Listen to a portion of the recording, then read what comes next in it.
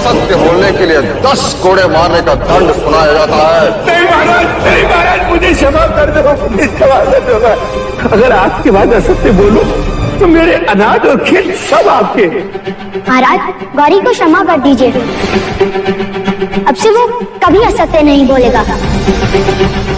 महाराज, मैं नगर छोड़ दूंगा और जाने से पहले एक बार युवराज सिद्धार्थ से मिलना चाहता हूँ। आपने मुझे सत्य के मार्ग पर चलना सिखाया, आपका विश्वास बना रहे, इसलिए मैंने किसी भी तरह का लालच न करके कोई भी छल कपट नहीं किया। वैश्य गौरी? हाँ।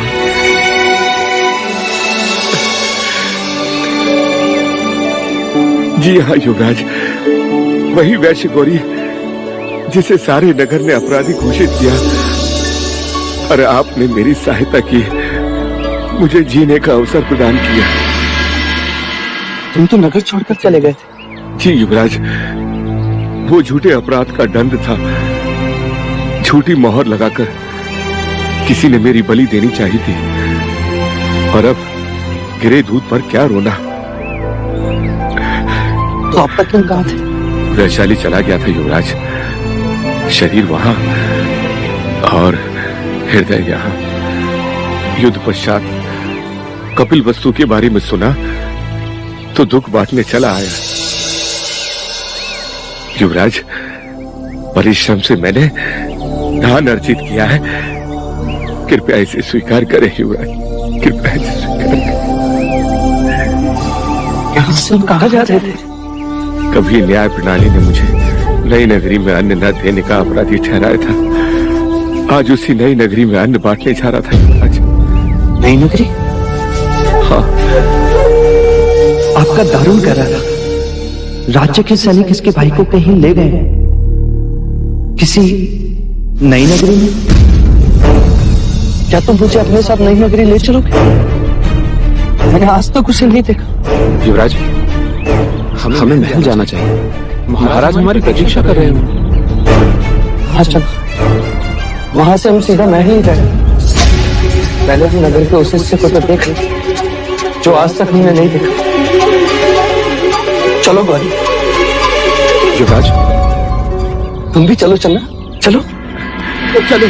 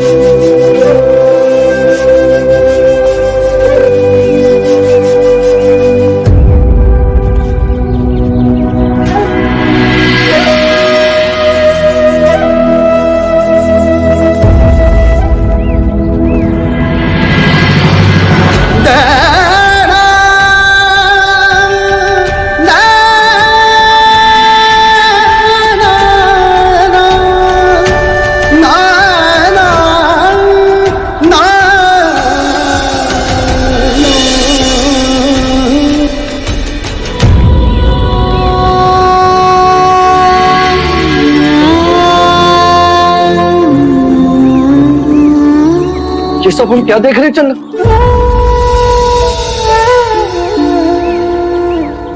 ये सभी अपने पूर्व जन्मों के कर्म फल भोग रहे हैं युवराज।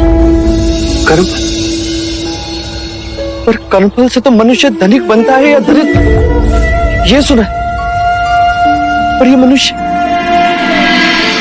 क्या ये भी कर्मफल का परिणाम है? नहीं युवराज, ये जरावस्था, वृद्धावस्था, जो अमीर और गरीब सभी के जीवन में आती है। वृद्धावस्था धनिक और निर्धन में भेद नहीं करती।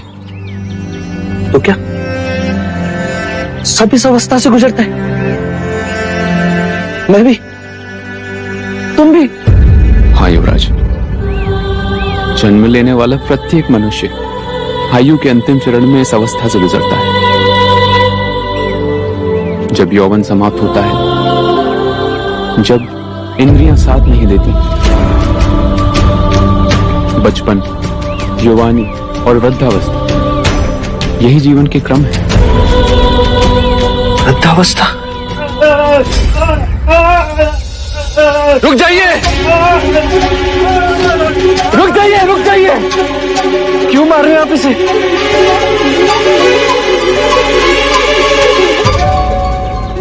नहीं युवराज, ये क्या कर रहे हैं आप? राज, ये रोगी है। लोग इसे छूते नहीं। और रोग तो मुझे भी हुआ था और सबने मुझे छुआ भी था। पर वह साधारण रोग था युवराज, ये कुष्ठ रोग है।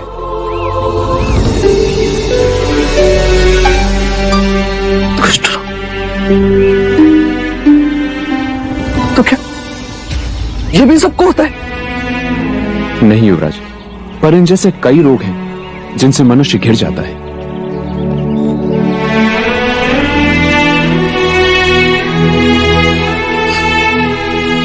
कर्मफल से दरिद्रता मिलती है,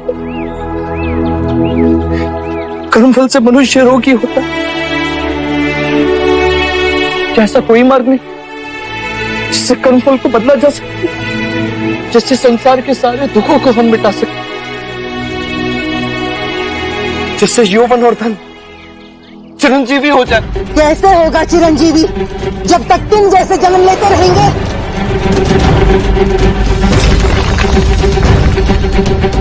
ले चल, चल कर दिखा इस पर। ये क्या कर रही हो तुम? जानती नहीं किससे बात कर रही हो? ये हमारे युवराज है। जानती हूँ, इसीलिए फेंके हैं। जीवन भर इसके फेंके हुए अंगारों पर चले हैं हम, अब ये चलेगा। अपने जीवा पर काबू रखो, तुम युवराज से बात कर रही हो। क्या अपराध है मेरा? क्या किया है मैंने? अरे तेरा तो जन्म ही तेरा अपराध है। तेरे लिए आगाही हुई थी, तू सम्राट बनेगा या सन्यासी। इसीलिए तेरे राजा पिता ने सारे नगर के दरिद्र, रोगी, दुखी, वृद्ध लोगों को देश के बाहर किया, उनको धोखा दिया और ये अंधेर नगरी बसाई तेरे कारण। ये तेरा अपराध है, अपराध है।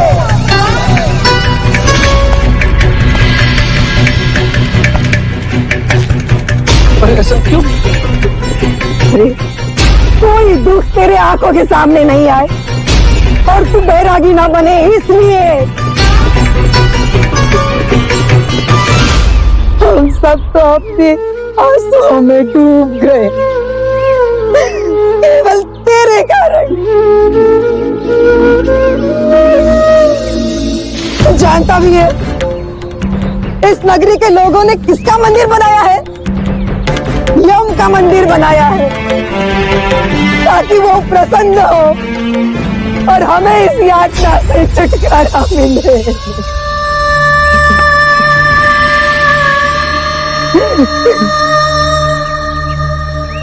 मनुष्यता का कितना बड़ा उपहास।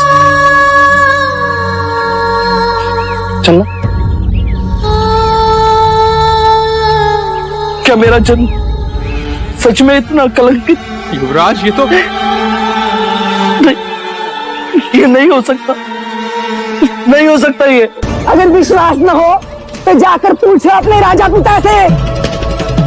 उसका अभिमान और बलि चढ़ गए हम।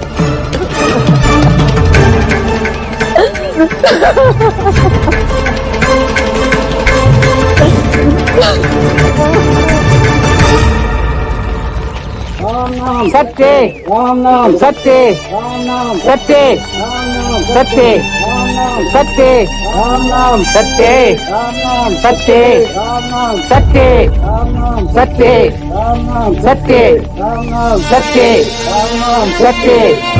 सत्य सत्य सत्य सत्य सत्य। कहिए महाराज, और कितने वेद छिपाए आपने? ना मुझे मेरी माँ के विषय में बताया, ना नई नगरी के बारे में। एक बार भी आपने ये नहीं सोचा कि जब आपका पुत्र बड़ा होगा और जानेगा उसके कारण कितने लोग बेघर हो गए, कितने लोगों को नगर बाहर निकाल दिया गया था, तो वो क्या सोचेगा? क्या कभी वो स्वयं को क्षमा कर पाएगा?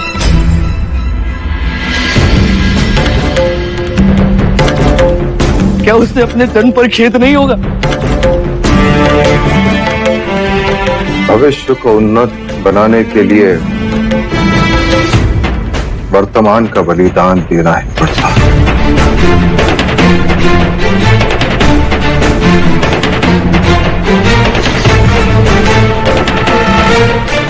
अब तुम सम्राट बनोगे तो न जाने कितने लोगों के घर बसाओगे,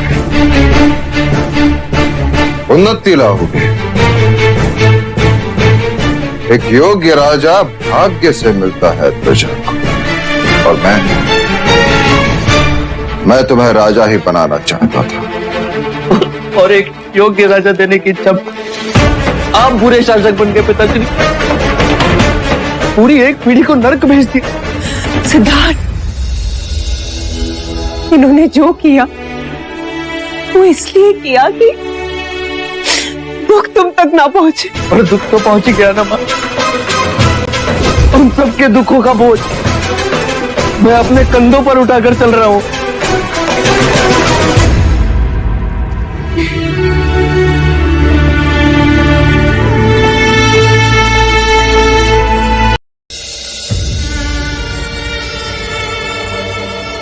अरे तेरा तो जन्म ही तेरा अपराध है, तेरे लिए आगाही हुई थी। तू सम्राट बनेगा या सन्यासी? इसीलिए तेरे राजा पिता ने सारे नगर के दरिद्र, रोगी, दुखी, वृद्ध लोगों को देश के बाहर किया, उनको धोखा दिया और ये अंधेर नगरी बसाई तेरे।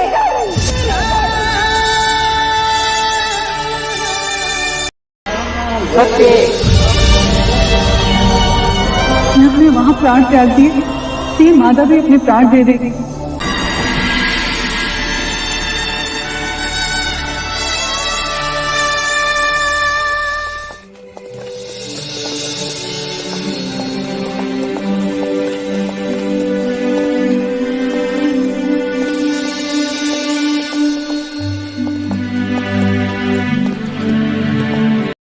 क्या तुम मेरी सहायता नहीं करोगे?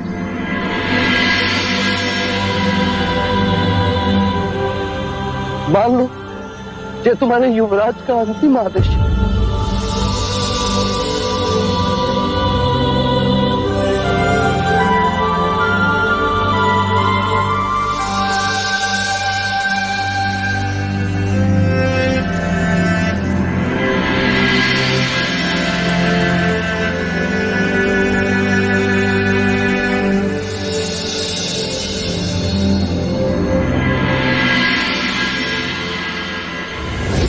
गोविंद बोलो हरि गोपाल बोलो, राधा रमण हरि गोपाल बोलो, गोविंद बोलो हरि गोपाल बोलो।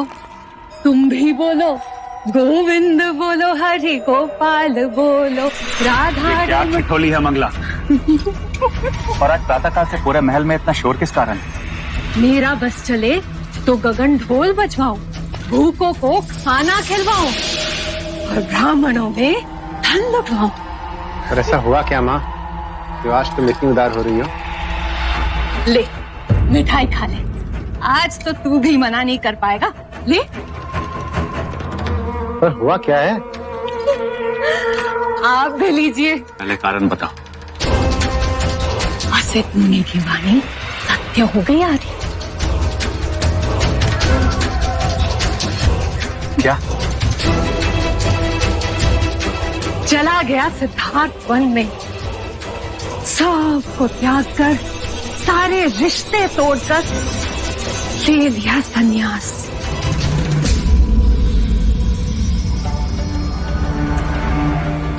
और जोड़ दिया हमारा रिश्ता भाग्य से।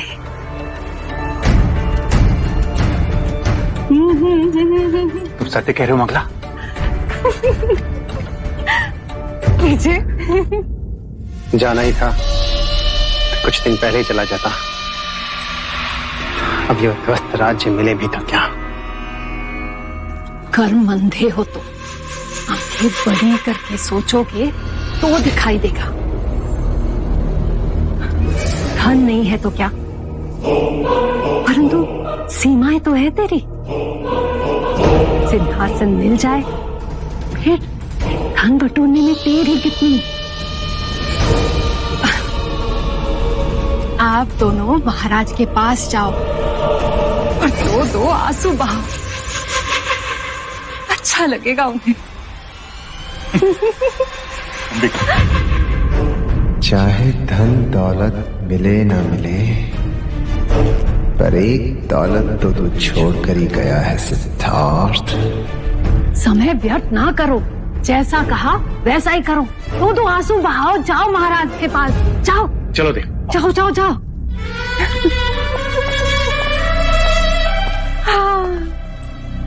असित मुनि, आप तो अंतर्यामी हो।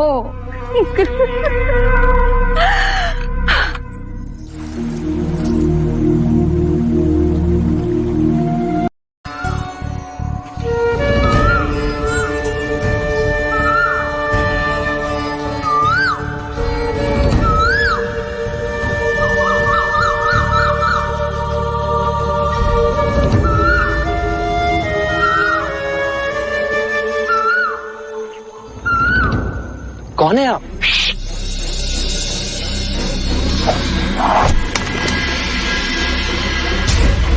देखा, तुम्हारी आवाज से मेरा निशाना चूक गया। आप एक सन्यासी होकर शिकार कर रहे हैं? ये तो स्वांग है, मैं एक शिकारी हूँ और साधुओं के वस्त्र इसलिए पहने हैं जिससे मैं शिकार को धोखे में रख सकूं। पर ये तो सही नहीं। इस तरह तो पशु पक्षियों का विश्वास साधु सन्यासियों से उड़ जाएगा। आप साधु वेश का अपमान कर रहे हैं। इस अरण्य में जीवन निर्वाह के लिए कुछ तो करना ही पड़ता है। यदि मैं तुम्हें जीवन निर्वाह के लिए धन दूं, तो क्या तुम शिकार करना छोड़ दोगे? धन? तुम्हारे पास तो कुछ भी नहीं है, फिर भी यदि तुम मुझे धन दोगे तो मैं कुछ व्यवसाय कर लूंगा। पर उसके प्रतिफल में तुम्हें मुझे अपने ये साधु वस्त्र देने होंगे और मैं तुम्हें अपने वस्त्र दूंगा। वस्त्र? हाँ मित्र, मेरे ये वस्त्र रत्न जड़ित और स्वर्ण तार से निर्मित है। इन्हें बेचकर तुम अपना जीवन आनंद पूर्वक व्यतीत कर सको। ठीक है, पर तुम एक साधु के वस्त्र लेकर क्या करोगे? पशु पक्षियों का विश्वास जीतूंगा, उन्हें अपना मित्र बनाऊंगा।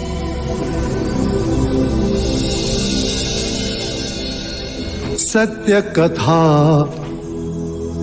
पुरुषार्थ कथा, सुनो सुनो सिद्धार्थ कथा।